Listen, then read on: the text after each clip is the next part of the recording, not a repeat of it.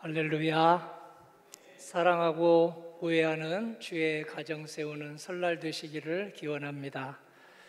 우리 결혼하는 두 청년 축하드립니다. 2월 8일 같은 날인데 우리 현도영 청년은 청년부를 잘 세워주어서 감사하고, 정정아 청년은 우리 2부 예배 찬양단 잘 세워주셔서 감사합니다. 현도영 청년은 외국에 있어서 지금 인사를 못하겠고요. 결혼식 끝나고 인사하겠습니다. 정정아 청년은 이 자리에 함께 했습니다. 신랑이 이동윤 되겠는데 잠깐 일어나겠습니다. 네, 미리 축하드립니다. 앉으십시오.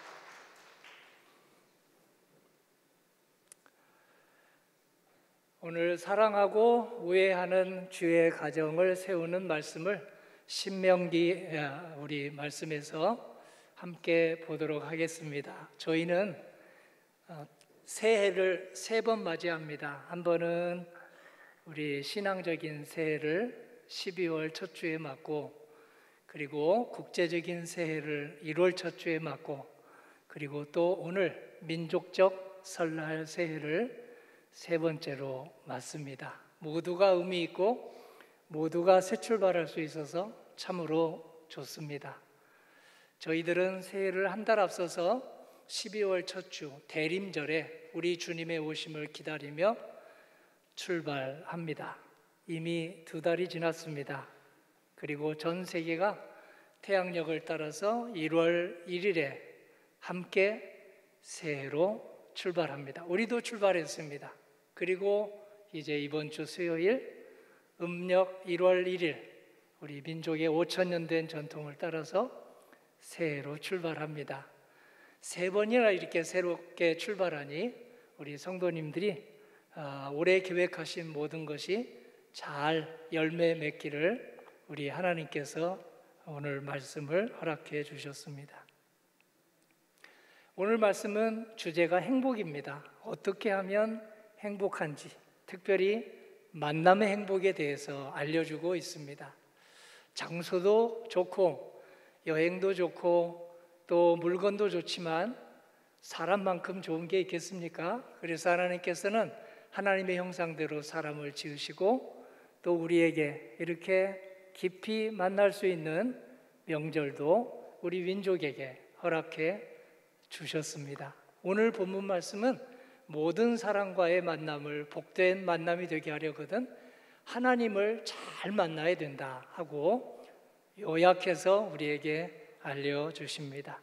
하나님을 잘 만나면 행복한 만남, 행복한 삶, 행복한 가정을 이루는 힘과 은혜를 받는다고 말씀하십니다. 오늘 읽었던 말씀은 모세를 통해서 주신 하나님 말씀인데요, 이집트에서 400년 넘는 종살이를 하다가 아주 기적적으로 벗어나게 된 유대 백성, 마음속에 한이 많고 상처가 많았던 백성에게 주신 십계명의 부연 설명입니다. 우리 십계명을 다 기억하죠? 우상 숭배하지 말고 하나님만 잘 섬기고 안식일에 축복을 받고 하나님의 이름을 더럽히지 말고 부모 공경하고 남 미워하지 말고 살인하지 말고 부부의 도리를 잘 지키고 그리고 이웃의 것을 시기 질투하지 말고 또 거짓 증거도 하지 말라는 십계명의 부연 설명이 오늘 신명기 말씀입니다.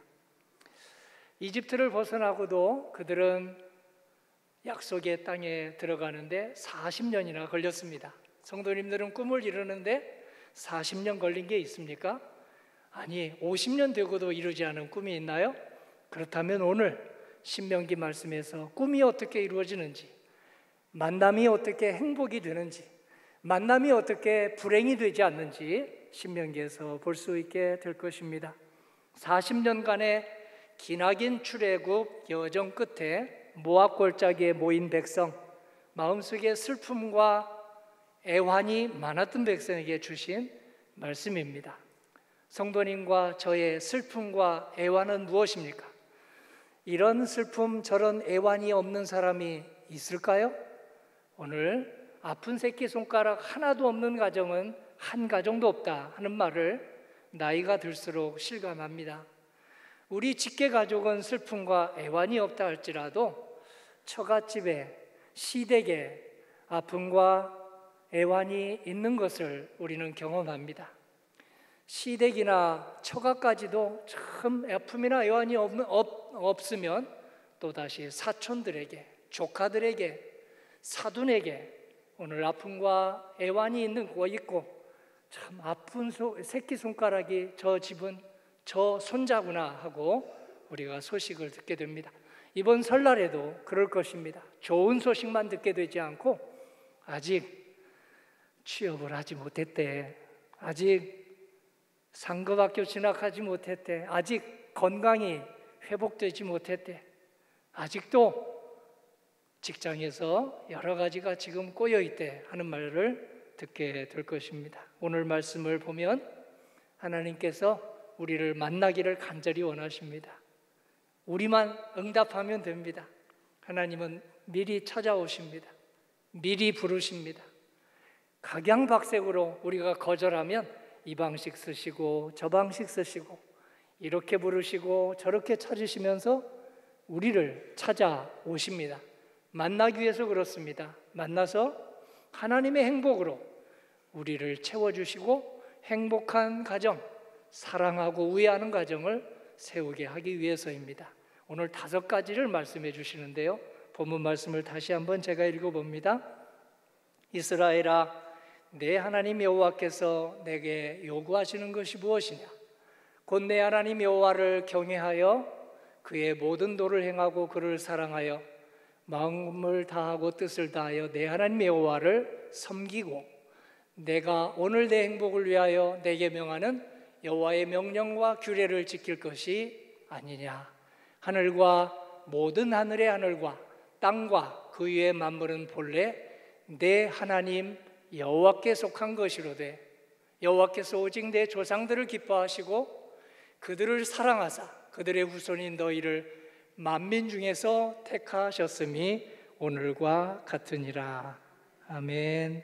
5가지가 눈에 들어오시죠? 하나님께서 5가지가 행복한 만남, 행복한 삶이라고 하십니다.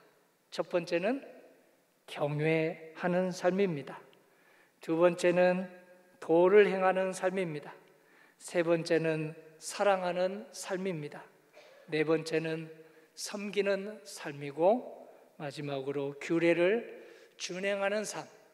이것이 오늘 저희들이 듣는 주님의 행복의 만남, 행복한 가정입니다.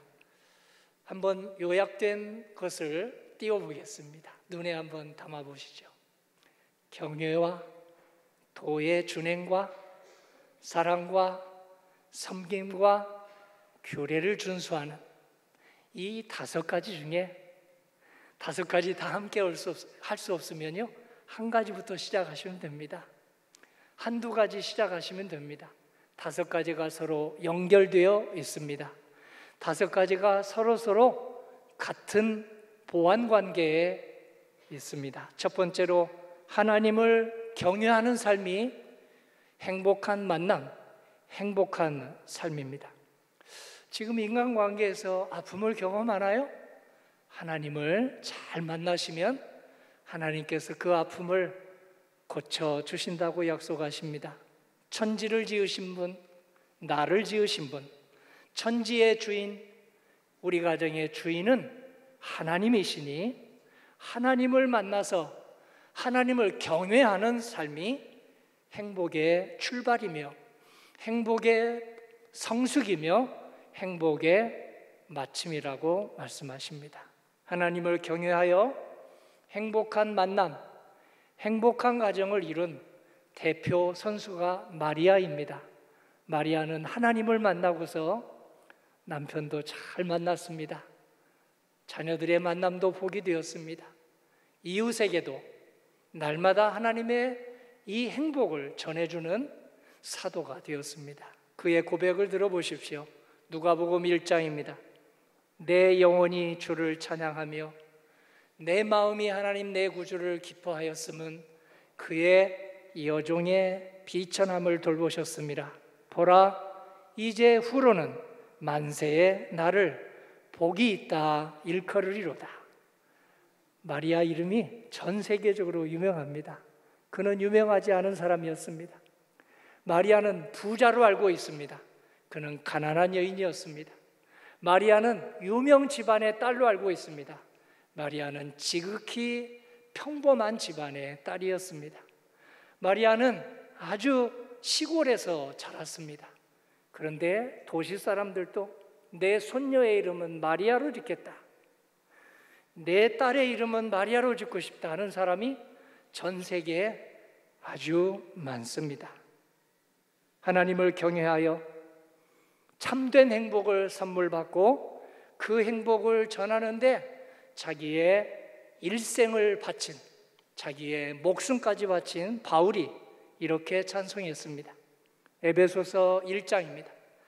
그 기쁘신 뜻대로 우리를 예정하사 예수 그리스도로 말미암아 자기의 아들들이, 저 옆에 딸들 포함시켜도 됩니다, 자기의 아들들이 딸들이 되게 하셨으니 이는 그가 사랑하시는 자 안에서 우리에게 거저 주시는 바 그의 은혜의 영광을 찬송하게 하려는 것이라. 바울은 많이 배웠습니다. 그런데 율법을 제대로 해석하지 못했습니다. 바울은 집안이 좋았습니다. 그런데 집안이 좋지 못한 마리아보다 아주 늦게 하나님의 말씀을 깨달았습니다. 마리아는 사회적 지위가 꽤 높았습니다. 그런데 마리아보다도 훨씬 높았던 그가 그 지위 속에서도 하나님의 말씀의 요지를 놓치고 한참을 헤매다가 나중에야 돌아왔습니다. 우리 모두 처음부터 열심히 믿든지 나중에 바울처럼 돌아오든지 마리아처럼 경외하고 바울같이 찬송을 드려서 하나님을 인격적으로 만나시고 이웃까지도 가족까지도 인격적으로 만나시는 우리 모두 되기를 기원합니다. 두 번째, 하나님의 도를 행하는 삶이 행복의 지름길입니다. 하나님의 도가 행복에 이르는 도입니다. 어떤 법사의 얘기가 도가 아닙니다. 점쳐주는 우리 무당의 얘기가 도가 아닙니다. 하나님의 도가 행복에 이르는 만남이며 행복한 가정을 이루는 첩경이니 그 도를 이루도록 오늘 주님의 말씀을 받습니다. 예수님은 하나님의 도를 단 두 마디로 요약해 주셨습니다. 하나는 십자가를 지는 삶이다. 또 하나는 부활 생명을 굳게 믿는 것이다. 자기 십자가를 지고 부활 생명을 굳게 믿고 나아가는 삶이 하나님의 도를 행하는 삶이라고 알려주셨습니다. 이렇게 두 가지를 쉽게 알려주시는데도 머리가 아주 총명하게 생각이 되는 도마라고 하는 제자가 그 말을 알아듣지 못해서 예수님, 저는 못 알아듣겠습니다 하자 예수님이 도마에게 이렇게 알려주셨습니다. 어떻게 십자가를 지고 어떻게 부활 생명을 굳게 잡는지 도마와 예수님의 대화를 보십시오. 마태복음 14장입니다. 도마가 이르되 주여, 주께서 어디로 가시는지 우리가 알지 못하기를 그 길을 어찌 알겠사옵나이까? 예수께서 이르시되 내가 곧 길이요 진리요 생명이니 나로 말미암지 않고는 아버지께로 올 자가 없느니라. 아멘. 할렐루야. 예수님은 하나님이십니다. 하나님이 예수님으로 그렇게 오셨습니다. 예수님으로 변장하고 오셨습니다. 예수님은 목적이 한 가지입니다. 우리 모두를 하나님께로 나아가서 하나님을 만나게 하는 게 예수님의 목적입니다. 하나님을 만나야 인간의 만남이 제대로 되기 때문입니다. 예수님은 두 가지 삶으로 자기의 삶을 하나님을 만나도록 우리를 축복해 주셨습니다. 하나는 십자가를 지는 삶이었고 하나는 부활 생명을 우리에게 보여주신 삶이었습니다. 학교 교육을 제대로 받지 못했지만 십자가 교육, 부활 생명의 교육을 제대로 받아서 오늘 하나님의 도를 힘껏 전한 사람이 베드로입니다. 그리고 베드로의 이름은 마리아 이름처럼 이 세상에서 놀랍게 되었습니다.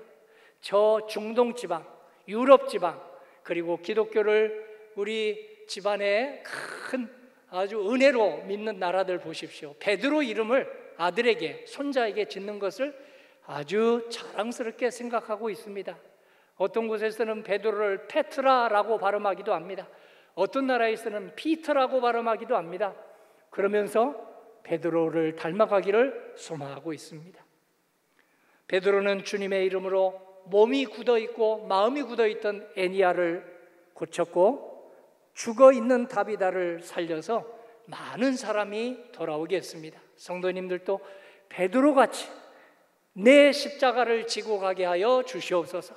부활 생명을 굳게 믿고 이 어떤 어려움과 혼란과 아픔을 이겨나가게 하여 주시옵소서. 기도하면 애니야를 고친 것처럼, 다비다를 살린 것처럼 굳어있는 사람들 풀리게 해주시는 하나님의 역사 경험할 것이고, 죽어있는 사람, 이런저런 활동이 죽어있는 사람을 다시 한번 살아날 수 있도록 하나님께서 역사할 것입니다. 베드로가 이런 고백을 했습니다. 죽어있는 다비다, 굳어있는 애니야를 일으켜 세우면서 오늘 예수님의 역사를 가져온 한마디입니다. 사도행전 2장 2절인데요. 주께서 생명의 길을 내게 보이셨으니 주 앞에서 내게 기쁨이 충만하게 하시리로다. 이 구절 두 번 우리 한번 소리쳐 보기를 원합니다. 주께서 생명의 길을 내게 보이셨으니 주 앞에서 내게 기쁨이 충만하게 하시리로다. 주께서 생명의 길을 내게 보이셨으니 주 앞에서 내게 기쁨이 충만하게 하시리로다. 아멘. 기쁨의 가정 세우도록 오늘 이 목소리, 이 말씀 외치셔서 이번에 기쁨을 많이 부모님에게 선사하시기를 바랍니다. 형제 자매에게, 양가 식구들에게 하나님의 기쁨을 많이 전하는 넉넉한 손, 아주 풍성한 손길 되시기를 주님의 이름으로 기원합니다. 세 번째, 하나님을 사랑하는 삶이 행복입니다. 하나님을 사랑하면 모든 만남을 행복한 만남으로 주님이 바꿔주신다고 했습니다. 어느 계명이 큽니까? 어느 계명이 큽니까?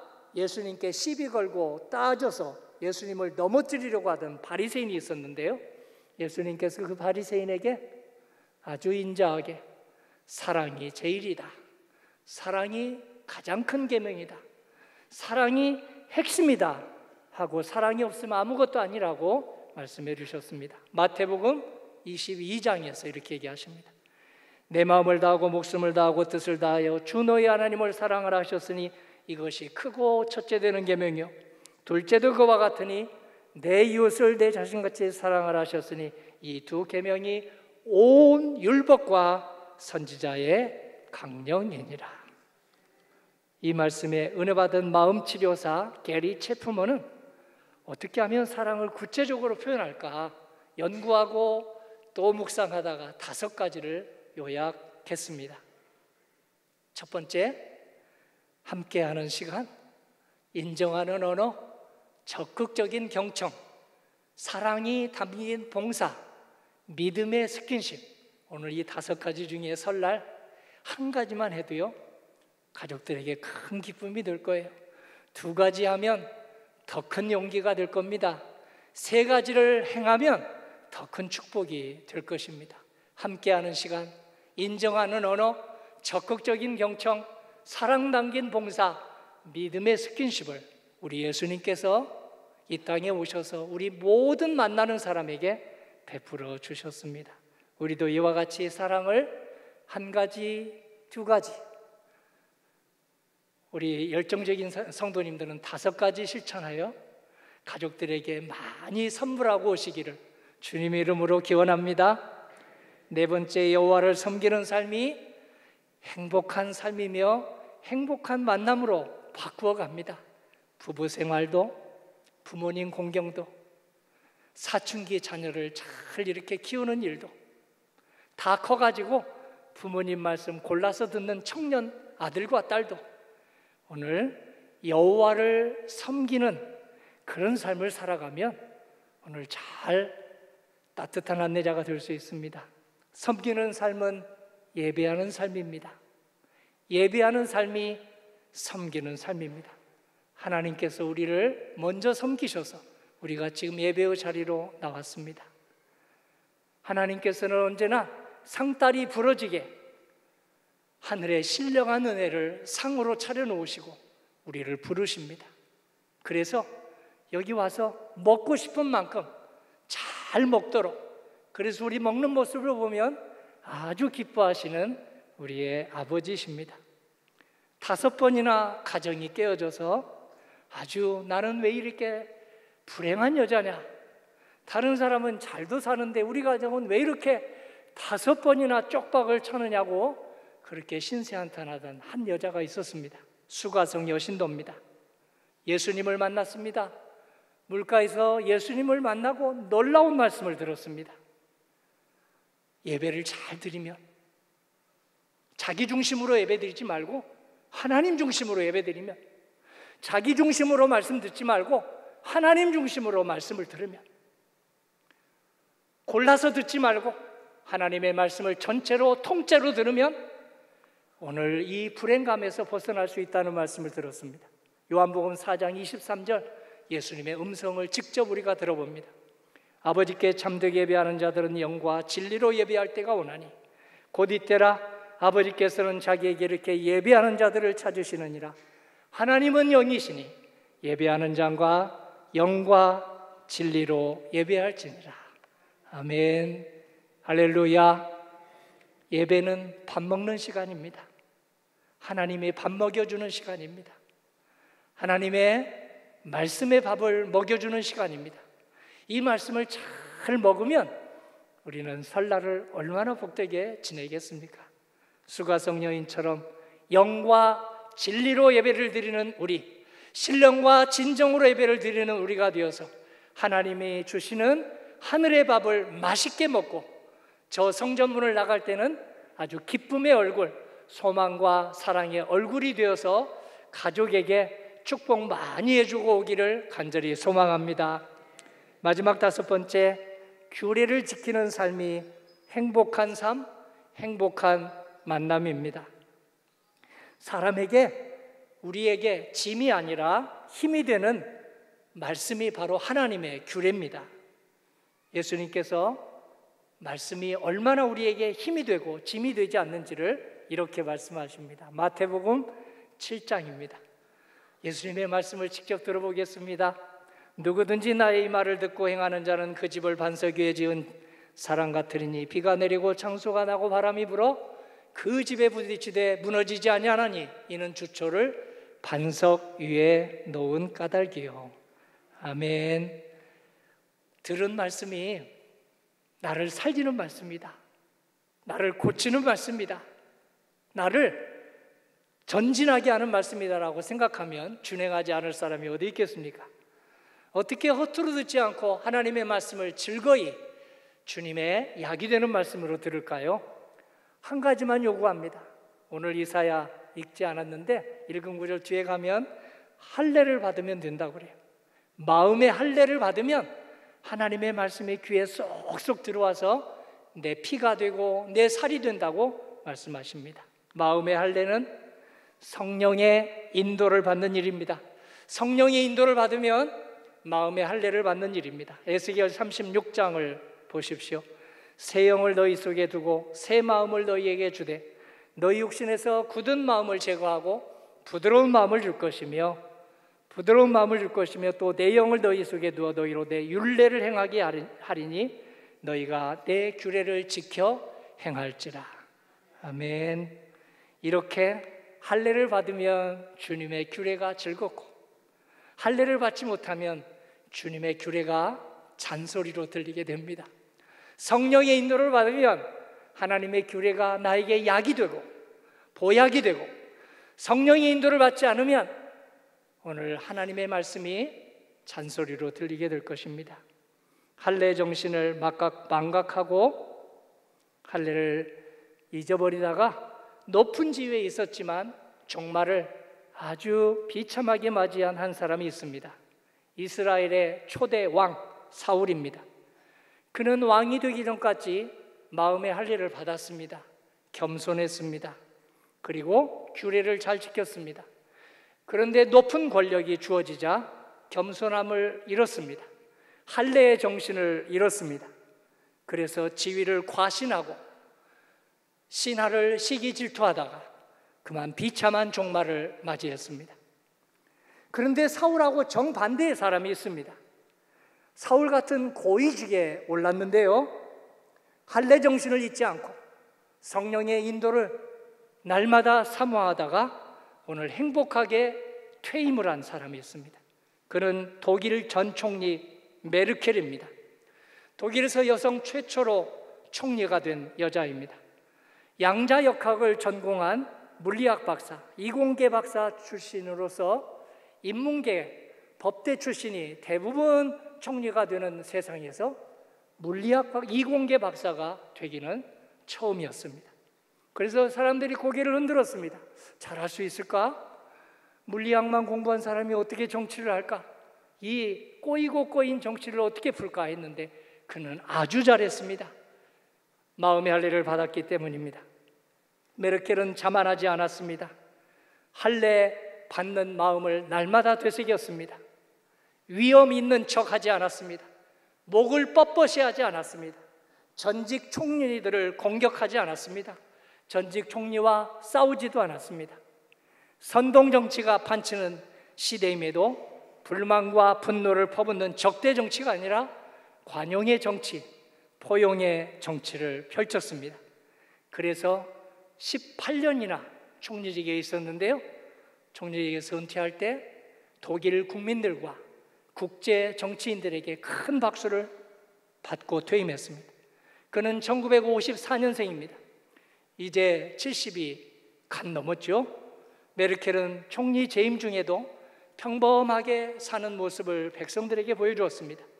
집에 가사 도우미를 두지 않았습니다. 남편과 함께 손수 설거지하고 청소하고 집안일을 했습니다. 명품도 단 한 번도 걸치지 않았습니다. 왜 맨날 같은 옷만 입고 다닙니까? 외국 정상들하고 만나려면 좀 잘 입어야 되지 않을까요? 기자들이 묻자 저는 모델이 아닙니다. 저는 공무원입니다. 모델은 잘 입어야 되겠지만 저는 이 정도도 잘할 수 있습니다 라고 대답을 했습니다. 메르켈이 이런 정치를 편 뒤에는 마음의 할례 정신을 잊지 말아라 라고 말한 아버지, 친정아버지 카스너 목사님의 철저한 신앙 훈련이 있었습니다. 그의 어머니 우리 카스너 목사님 사모님의 철저한 신앙교육이 있었습니다. 신앙교육은 마음의 할례를 날마다 받는 일입니다. 마음의 할례를 받으면 하나님을 경외하고 하나님을 섬기게 됩니다. 사랑하고 우애하는 주의 가정을 세울 수 있습니다. 예수님이 말씀하신 대로 심령이 가난하고 애통하고 온유하고 의에 줄이고 목마른 삶을 살 수 있습니다. 긍휼히 여기고 그리고 청결하고 화평하게 하고 옳은 일을 하다가 어려움이 올 때 낙심하지 않고 이 부활 생명을 믿고 힘있게 일어나는 삶을 살 수 있습니다. 그래서 하나님을 경외하라고 하십니다. 그래서 하나님을 섬기라고 하십니다. 오늘 설날 가셨을 때 나눠드리는 우리 설날 예배지 가지고 정성껏 가족을 위해서 기도, 찬송, 하나님께 부탁을 드려서 복되고 복된 설날 되시길 주님의 이름으로 기원합니다. 아멘.